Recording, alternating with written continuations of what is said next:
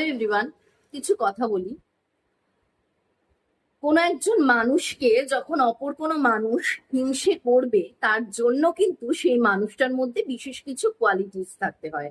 অর্থাৎ একটা মানুষের অপর মানুষকে হিংসে করার জন্য সেই মানুষের মধ্যে বিশেষ এমন কিছু কোয়ালিটিস থাকতে হয় যেটা কিনা আমরা হতে চাই, যেটা কিনা আমরা পেতে চাই।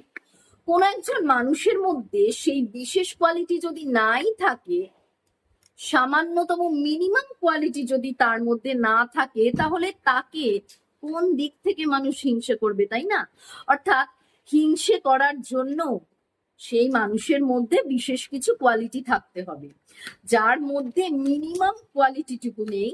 এবং বিশেষ করে যে জীবনের সর্বক্ষেত্রে গছি দিয়ে চলার চেষ্টা করেছে, সেটা এক্সাম হল থেকে শুরু করে ভবিষ্যতে নিজের সারা জীবনে সর্বক্ষেত্রে যে গছি দিয়ে চলেছে এবং সেইভাবেই সে বড় হওয়ার চেষ্টা করেছে যে কোনো ভাবে, সেই সমস্ত মানুষকে কি হিংসা করা যায়?